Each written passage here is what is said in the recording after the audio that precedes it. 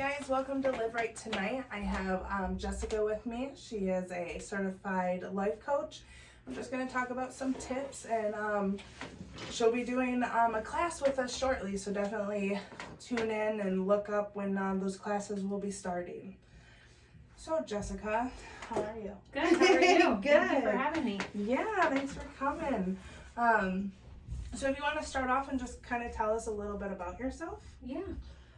My name is Jessica. I'm originally from Nashville, Tennessee, and moved up to Michigan in 2019.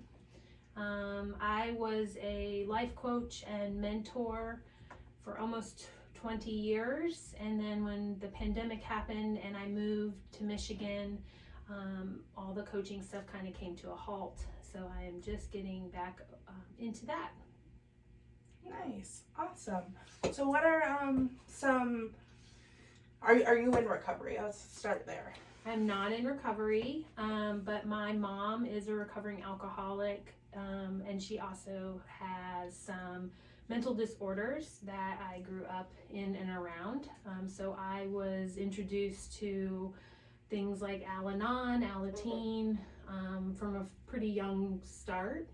And then I did my senior thesis in high school on mental disorders, and then I was just always interested in helping people.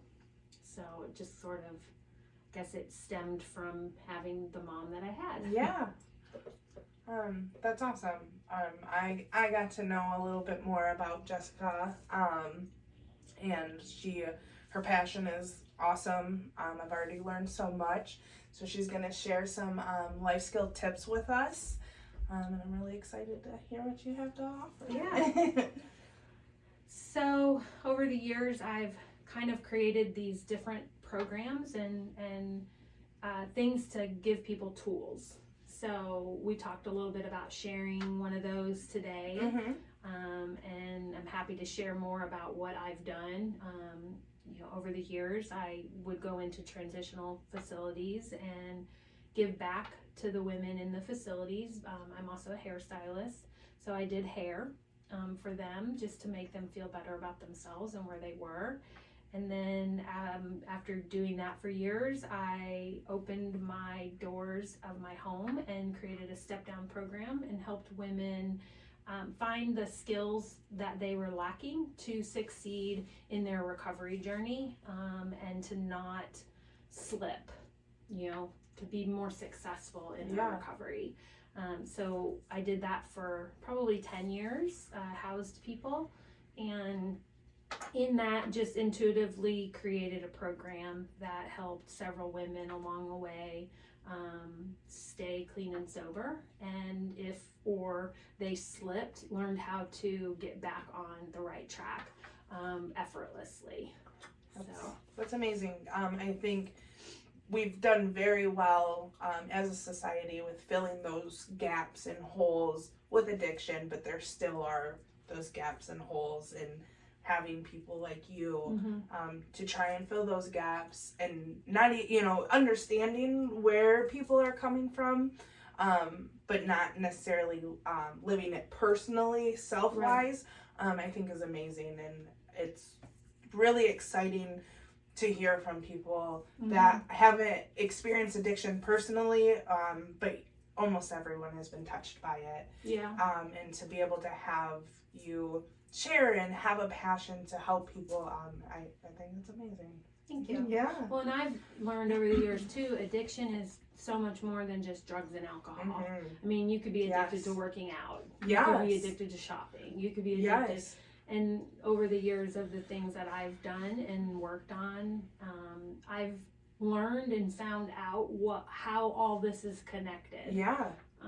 So it's, part of my program is just learning the key piece and figuring out the next best steps and not beating yourself up for not being perfect. Yes. And just, one step at a time. Yeah. Even if it's 1 minute at a time or 1 second at a time. Yes. I say that all the time. I have to reassure myself that it's okay. You don't have to plan for the whole year. Literally 1 minute, 1 second at a time. Whatever helps you get through. Mm-hmm. Because that's what's most important, is for me to continue the life I've created for myself. And speaking about, there's addictions to so many other things than just alcohol and drugs. I not necessarily struggled with that concept, but I didn't really realize it. Mm-hmm. And then even stopping drugs and alcohol, I was still addicted to the fast living, the Mm-hmm. fast life, not settling down, spending my money right when I got it. There's just people in my family that are addicted to other things rather than a substance. Mm-hmm. And it's crazy when you open your mind, you start to see all that. Yeah, it's one of the things I learned even just from my mom, seeing my mom and seeing it happen in the step down house. Like the girls would come in clean and sober, but if they were addicted to drugs that were an upper, alcohol that were a downer, I would notice, like, you're drinking an awful lot of Red Bull or Monster, or you're taking, NyQuil to sleep, or sleeping pills. Like, that's an addiction transfer. Like, you might not be doing an illegal substance or an illegal XYZ, but you're transferring the feeling or emotion. You're still not navigating through it properly. So, like, there's still an underlying thing that has to be addressed. So really recognizing that too, and that's where working with the right therapists, working with the right coaches, and just navigating the steps that it takes to be successful. And success looks different for everybody. Yes. Your success and what successful means to you is going to mean something different to me. It's going to mean something different to you based on your starting point. Yes, I say that all the time as well. I love sharing my story. I love telling people how I got to where I am. I'm so proud of myself. But I put this out all the time. What worked for me might not work for you, or my steps are not necessarily the steps you need to take. But I am here to give you that inspiration that I'm here to guide you, find your steps that will help you. Yeah. One of my pastors used to always say, your test becomes your testimony. But until you share your test, it's nobody's testimony but yourself. Yeah. So like if you, it's in when you start to help others in the same places that you can, then that's when your impact changes. And your recovery becomes more successful because you're then reaching out. I always told the girls in my house though too, like, you can't reach out too soon. You have to have your foundation of recovery before you start trying to help other people, because until you have that foundation, like inside of one of my programs, it's like you've really got to get through the first 3 steps, get that foundation to the 3rd step solid, because if you fall, you have to know how to get back up to that next foundation on your own. Yeah. And until you can do that, you're going to fall. It might not be with a relapse, but you're going to fall in some way. Yeah.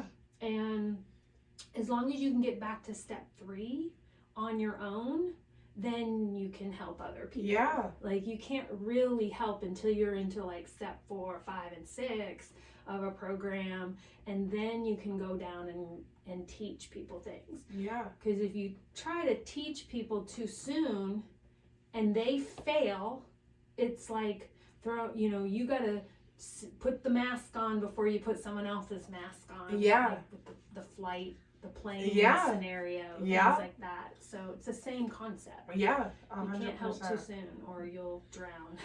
No, and I think that is something that's very hard for a lot of us to realize, because we start feeling great and I have all this to give away, but number 1, too, you help someone and you fall down and then they fall down and then you have that guilt too, and then it's just piling on. You're like, now how do I really get to that next step? There's just so much involved with it. That is really good. Yeah, and it's wrapped around all that guilt and shame, which can bring up childhood stuff or unresolved stuff that hasn't been addressed. And some people are strong enough to see a failure as the beginning of the next step.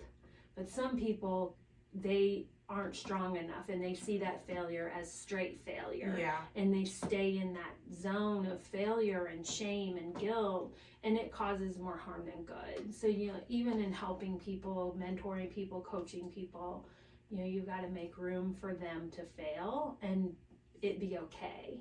Like, it's not gonna go right the first time. Yeah. Or every time. Or every time. Yes. You know, we're human. Yes, exactly. I am a peer recovery coach, and that is something I still struggle with is, you know, we're human. We mess up, we make mistakes, but one of my biggest things that I even tell myself and other people is that we made the mistake and we learned from it, and we also can't dwell on it. We have to move forward and make sure it just doesn't happen again. But if we're dwelling on it, how are we going to move forward? Yeah, you've got to just learn from it.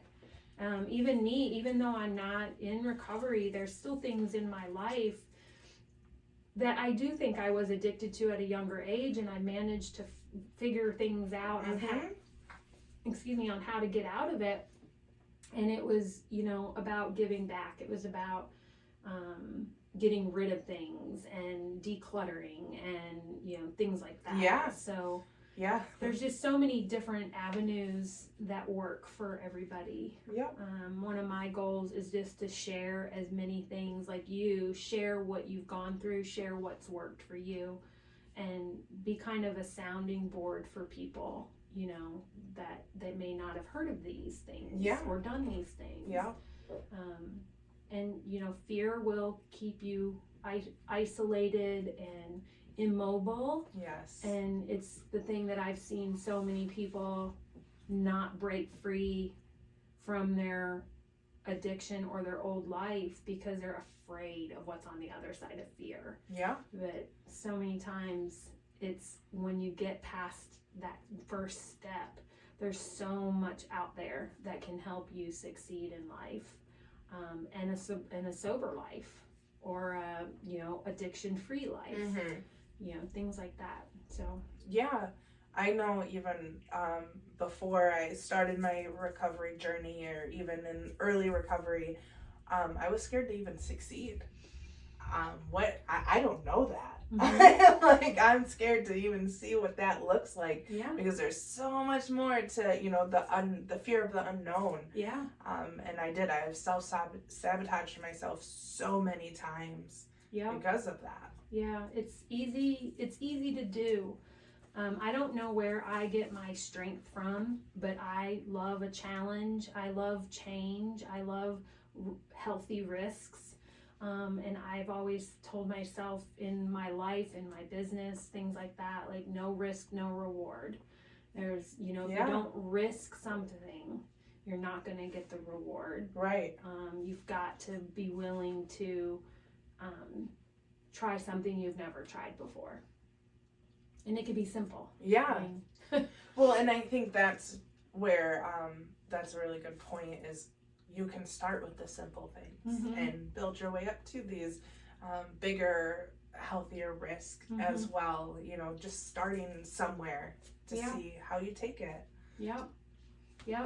I know you mentioned me talking briefly about my program, so I have a program. If you want, I can go ahead and introduce that first step. Yeah, that'd be great.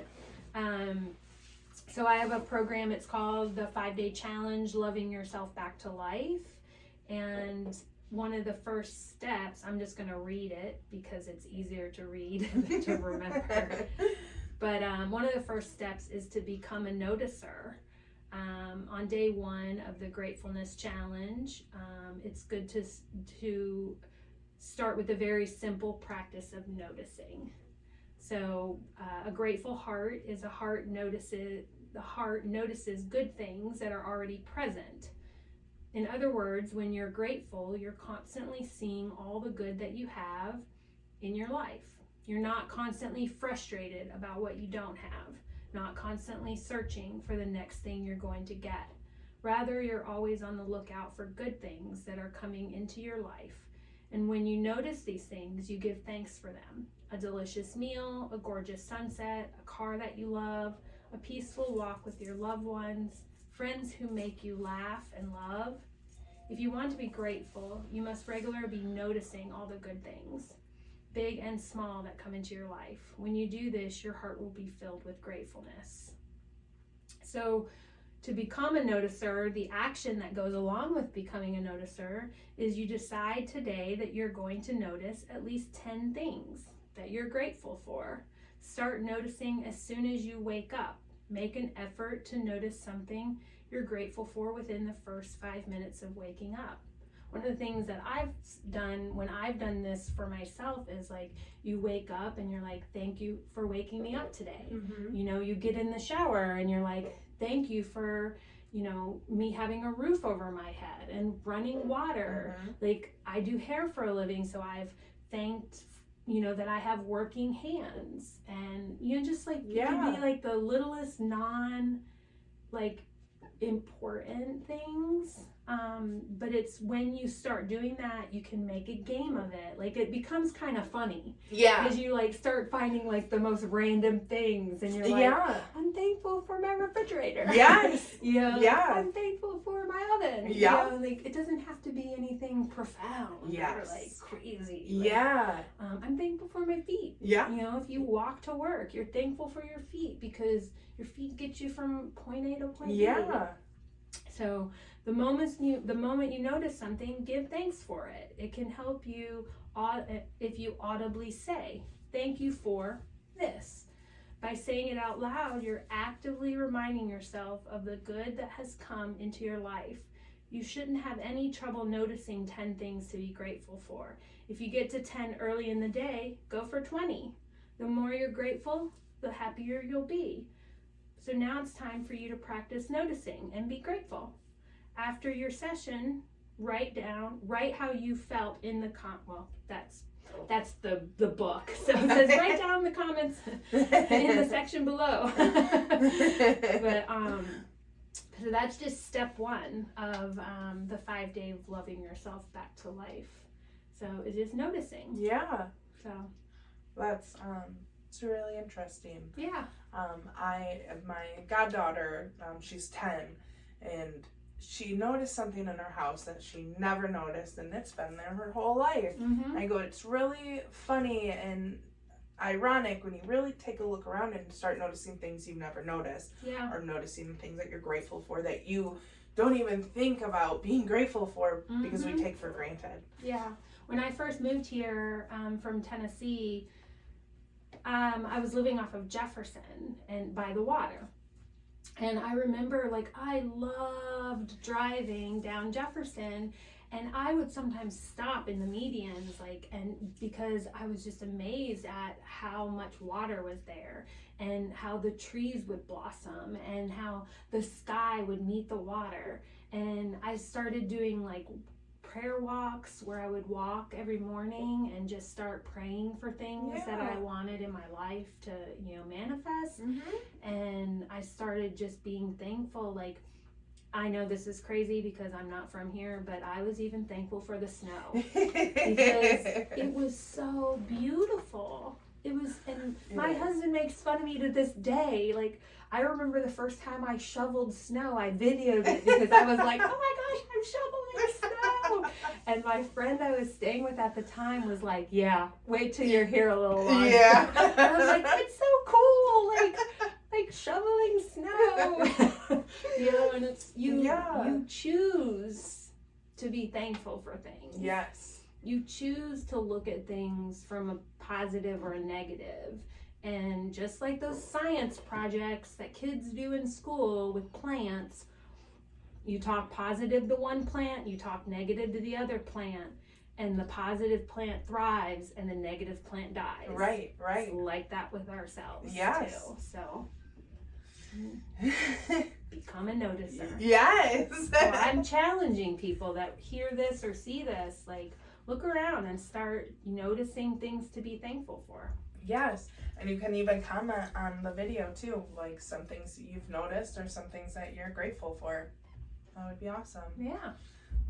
Thank you so much for sharing that. Absolutely. I really look forward to some of the things that you have to offer. We will be scheduling a life skills class with Jessica as well I'm really excited to attend those.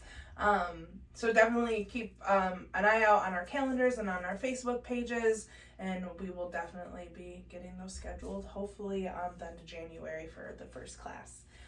Thanks for tuning in, guys.